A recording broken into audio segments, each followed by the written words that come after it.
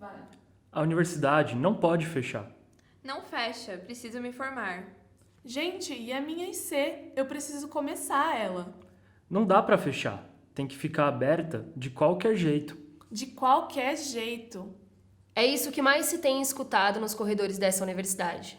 Professores, alunos, todos eles. Os corredores nos dizem: não fecha. Mas talvez esses corredores não conheçam as pessoas que passam por ele. Não conheçam a história que essas pessoas contam. Só olham para eles e enxergam estudante. Essa é a palavra que nos atribuem. Mas será que ela nos define por completo? Estudante não só estuda. Estudante também trabalha. Estudante também paga conta. Estudante também se aflige para pôr comida na mesa. E se você pergunta aos corredores se as bolsas vão ser cortadas ou não, se os cortes orçamentários vão afetar diretamente os alunos, os corredores não sabem responder. Eles só querem a universidade aberta, mas não têm respostas. Então, se a gente ainda está fazendo esse vídeo, com o mesmo tema que o outro, é porque nossas perguntas não foram sanadas. E enquanto elas não forem sanadas, nós vamos continuar perguntando. Se você depende da política de auxílio permanência da faculdade e os corredores não sabem te responder se haverá a continuação dessas bolsas no semestre que vem, isso é uma tortura, né? Como você vai continuar a estudar se não sabe se terá o que comer na semana que vem?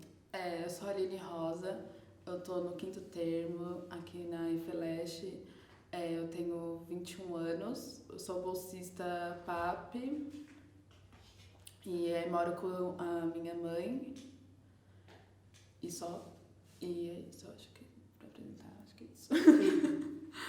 Meu nome é Vitória, eu sou estudante de História na Universidade Federal de São Paulo, no campus Guarulhos. Eu tenho 21 anos. Eu tive que me mudar para o Pimentas porque minha família mora no extremo sul de São Paulo, eu demorava quase 4 horas para chegar aqui. Então eu não moro com a minha família, infelizmente. Não sei o que mais. Eu acho que para apresentação é isso. Vocês, ali, isso é para as duas também. Vocês recebem algum tipo de bolsa auxílio? Bolsa permanência? Eu recebo a bolsa do PAP, ou bolsa auxílio, né? E eu recebo R$ 373 e esse dinheiro me ajuda a pagar contas de casa, porque minha mãe é doméstica e só o dinheiro dela e ela ganha R$ 1.000, então a gente tem contas de tudo, então eu preciso ajudar ela de alguma forma. Eu também uso esse dinheiro para bandejar aqui e às vezes em passagem também, porque eu tenho o passe livre do BOM e da SP Trans, mas o BOM principalmente não contempla tudo que eu preciso, porque agora eu moro na divisa de São Paulo com São Caetano e eu preciso pegar 4 MTU por dia. E aí o BOM é muito difícil de conseguir. Eu não consegui bolsa, tentei inúmeras vezes e não deu certo por questões burocráticas. O núcleo de apoio ao estudante me cobrava documentos impossíveis que eu não conhecia e não tinha, e aí eu acabei desistindo. Foi um dos fatores que me fez mudar para cá também, para o Pimentas, porque eu acabava gastando mais dinheiro de transporte do que eu pagaria num aluguel. E aí eu fiz uma conta, né, com a minha mãe, que me ajuda, inclusive. Sem ela eu não conseguiria estudar.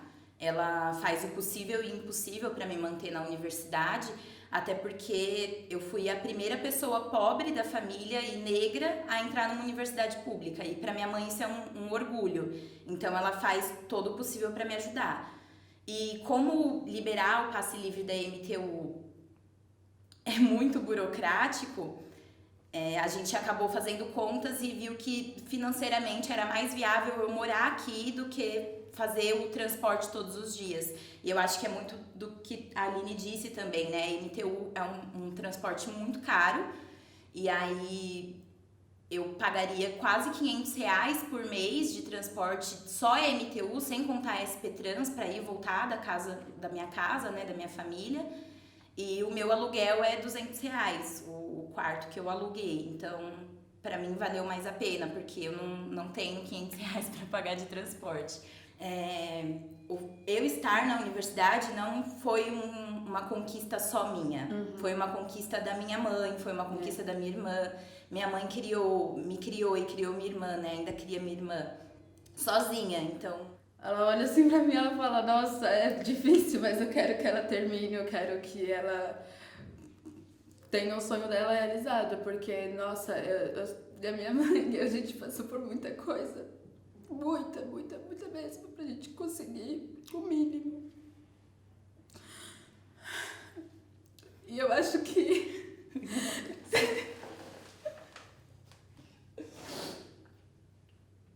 A gente venceu pra caralho, né? Sim. Vou borrar toda a maquiagem.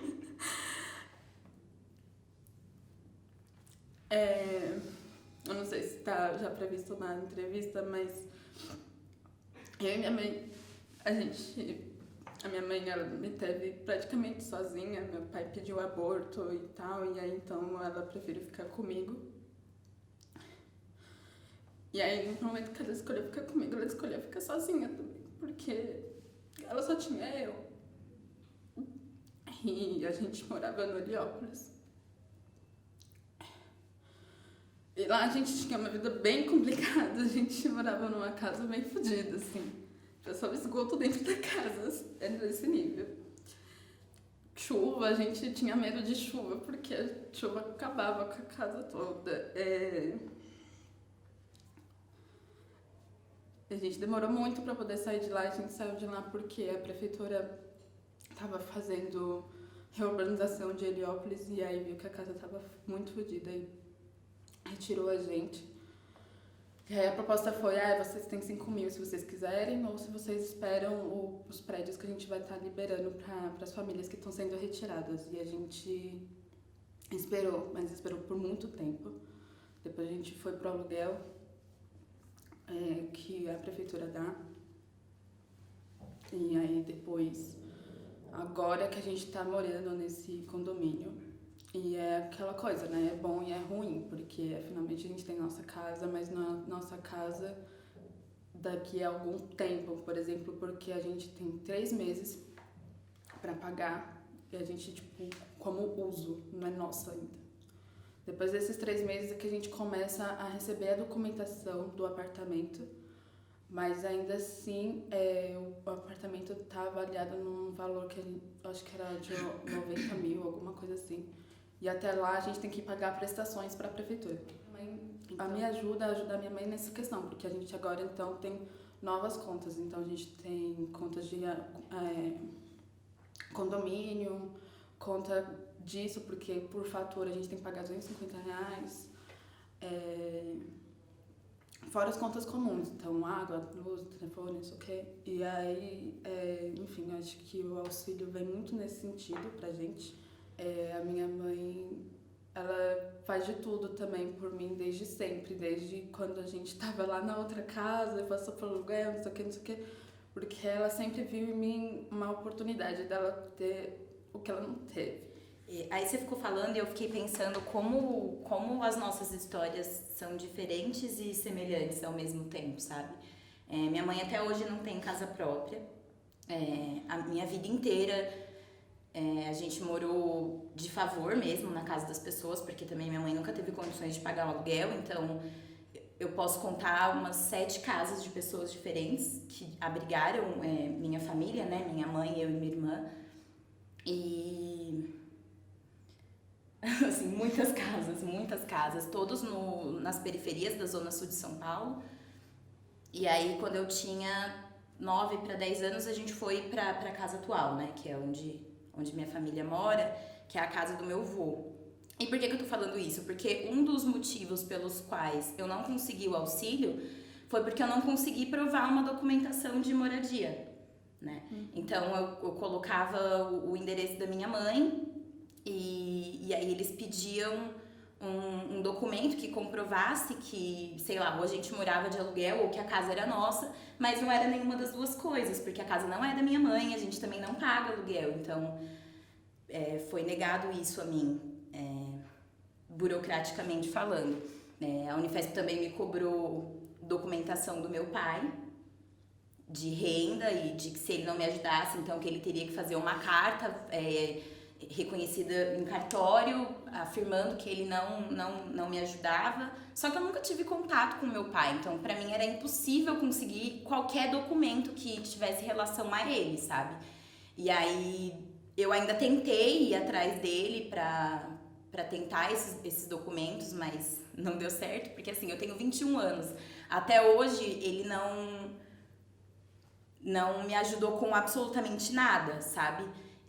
Minha mãe sempre foi sozinha para criar eu e a minha irmã. Claro que minhas tias sempre ajudaram e todas as pessoas que nos receberam na casa delas de favor, mas sempre foi a minha mãe. Então eu não tenho nenhum vínculo com o meu pai mesmo, assim, desde de sempre, né? E eu não consegui fornecer esses documentos porque não tinha como mesmo. Pra mim é impossível, ainda é impossível. E aí eu acabei desistindo de pedir o auxílio.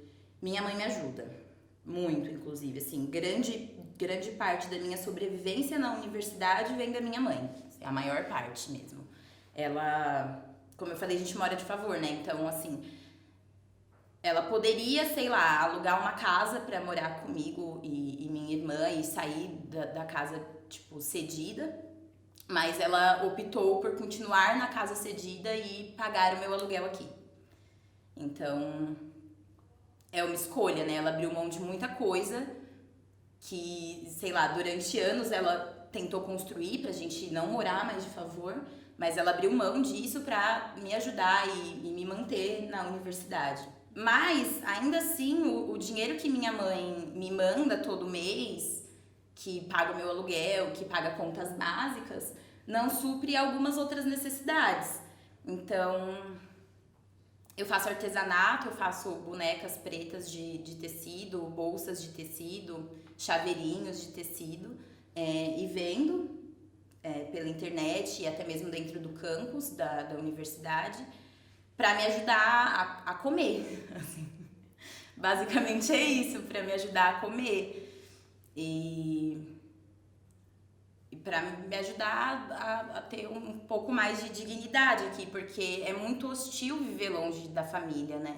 Eu tenho uma relação muito boa com a minha família no geral, e para mim foi muito drástico vir para Guarulhos, vir para Pimentas, porque eu tenho que passar a semana inteira aqui, não é todo final de semana que eu tenho dinheiro para voltar para casa da minha mãe, sabe? Para minha casa, que é o que eu considero a minha casa. Porque o transporte é muito caro. E eu só consegui o passe livre da SP Trans, da MTU. Eu tento todo semestre e eu nunca consigo também por questões burocráticas. Então não é sempre que eu consigo visitar a minha família. Mas aí eu dou meus corre da vida, né? Eu vendo boneca de pano, eu vendo bolsa, eu faço diária de faxina. De final de semana, quando eu vou pra São Paulo, eu sou manicure, ajudante de salão de beleza, pra conseguir um dinheiro pra me manter aqui mesmo, pra pagar o bandejão, sabe? Pra conseguir comprar um pão e tomar café da manhã todos os dias, o que nem sempre acontece, porque nem sempre é possível. Eu acho que o bandejão, por exemplo, é um dos principais coisas que a gente tem aqui pra permanência, assim. A gente tem um bandejão de R$2,50 e aí quem vê de fora, mas é só R$2,50, como assim você não consegue pagar? Bom, tá. Dentro dessas condições que eu tenho, que a Vitória tem, que muitas outras pessoas aqui também têm, não digo no geral, mas enfim. Dentro dessas condições, se não é R$2,50, a gente não come. Porque a gente tem. É R$2,50 de almoço, mas é R$2,50 de jantar, aí é 5 por dia, aí por 2 dias já são 10, aí vai aumentando, vai ver isso no mês. Dá R$100. Pra mim é o laboratório, que a gente tem um laboratório de informática, que ontem ele tava sem sistema e já. Nossa, acabou. Eu achei que ia acabar com o meu semestre. Sim, exatamente. Eu achei isso, falei, meu Deus. Eu cheguei até assim? aqui. Meu Deus. Porque foi um dia que não teve. E já todo mundo ficou meio em pânico, e principalmente eu, assim, porque ontem eu precisava entregar o relatório de estágio por e-mail. E eu não tinha outro meio não sendo indo até o computador, abrindo o meu login e enviando para o professor no laboratório. E isso acontece muito na minha vida porque eu tenho um computador, mas eu não tenho internet. Eu penso que para mim tem duas coisas que a universidade, o campus, né, aqui oferece, que são essenciais para minha permanência, que é o restaurante universitário e o laboratório de informática. O restaurante, porque sem ele eu não ia conseguir comer mesmo, não tem condições para mim. Inclusive, se aumentar 50 centavos é uma refeição a menos que eu vou fazer por dia, sabe? E o laboratório de informática salva minha vida acadêmica. Salva minha vida acadêmica. Porque eu não tenho computador, eu não tenho notebook, eu não tenho condições de pagar a internet. Porque ou eu pago internet ou eu pago água, e aí eu pago água. Os cortes afetam a permanência estudantil mais do que a universidade aberta como um espaço físico, né? Porque os cortes das bolsas, afeta os bolsistas, porque reduz, e aí eu fico me perguntando como que você, Aline, recebendo pouco mais de R$300, vai sobreviver e ajudar a sua família com metade disso. Então, muitas bolsas já foram cortadas na metade, sabe? E aí isso me preocupa bastante. Eu acho que a gente tem que ter um mínimo de empatia com o próximo, porque ainda que eu precisasse da bolsa, eu não recebo e ainda assim eu consigo me manter de alguma forma. Mas eu compreendo que tem gente que não consegue se manter de forma alguma, sabe? Sem receber a bolsa. De um caso, eu tava no meu segundo semestre da universidade, e aí o professor pediu de História Moderna 2, a leitura de um livro específico para fazer uma prova. E não tinha na biblioteca, e eu não achei o PDF, e aí eu fiquei louca. E aí o meu recurso é o quê? Minha permanência é o quê? Minha mãe. Aí eu liguei pra minha mãe e falei, mãe, eu preciso de tal livro. Aí ela falou, filha, quanto que é? Eu falei, olha, R$70 o livro. Aí ela falou, Vitória, eu não tenho esse dinheiro. E aí ela chorou junto comigo. Eu falei, mãe, eu preciso do livro. E assim, ela agitou uma vaquinha na família, sabe? Pra me dar um livro de R$70. Eu acho que tem gente que pra algumas pessoas R$70 não é nada, sabe? Mas pra gente, assim, R$70 é muita coisa. Tipo, R$70 me alimenta quase o mês inteiro no bandejão. E aí eu me peguei numa brisa, assim, de, meu Deus, eu compro o livro ou eu como, sabe? No momento que eu não tenho dinheiro do auxílio, eu provavelmente vou ter muita dificuldade com o bandejão. Porque eu como aqui o mês inteiro. Então já vão R$100 aí, eu ganho 300, já se vão 100. E aí é bem complicado, não tem como eu falar assim, olha mãe, eu preciso de R$100 enquanto ela, sei lá, ela não tem R$100, ou ela precisa de R$100 aí pra pagar a conta porque eu não tenho nenhum dinheiro, porque eu não recebo o auxílio, vamos supor. Então aí eu já passei por essa dificuldade. No primeiro ano eu não recebi o auxílio, eu não tinha o bom, não tinha o passe livre, não tinha nada. Eu tinha assim, a minha mãe que se virou nos 30. Então eu pagava R$6,80 pra vir, R$6,80 pra voltar. Eu pagava bandejão, eu pagava livro, quando tinha que pagar algum livro ou alguma coisa. Às vezes a minha cota de impressão acabava, então tinha que fazer xerox. Então, quando era no final do mês, minha mãe não tinha dinheiro, assim, não tinha. E aí às vezes ainda faltava uma semana pra eu vir. E aí eu começava a ligar pro meu pai, que não me ajuda financeiramente, mas eu ficava enchendo o saco dele até ele me dar alguma coisa razoável. Então às vezes ele me dava R$20, R$30 pra eu conseguir terminar a semana do mês, assim. Então essa bolsa, se eu não tenho esse auxílio, agora a gente tem a questão da gente estar pagando um pouco menos as coisas e tal, porque eu não tenho que pagar o transporte todo, vamos dizer assim, não tem esse gasto. Mas em compensação, agora a gente tem mais gastos na casa. Então a gente antes não tinha que pagar condomínio, agora a gente paga um condomínio que é caro. A gente não tinha que antes que ficar pagando todo mês o gás, porque não era um gás encanado, agora a gente tem que pagar todo mês o gás. A gente tem que pagar a conta de água, que não é barata, a gente tem que contar a conta de luz. E aí a gente não tem internet em casa para cortar, justamente porque agora a gente não tem como ficar pagando internet. E aí a internet que pode estar tendo lá na minha casa é uma bem específica, que não é muito. Eu lembro que eu acho que era... Nossa, não vou lembrar quantos gigas era, mas era bem pouco e já dava R$100. Não tem como eu ter esse gasto, então a gente já não tem na internet por conta disso. Então, não ter a bolsa ou não ter o auxílio impacta que, assim, final de mês, como eu disse, meu bom ele não me contempla até o final do mês. Então, aí eu já não vou ter o dinheiro de vir as 2 últimas semanas, vamos supor assim, do mês. Não vou ter muito o dinheiro do bandejão.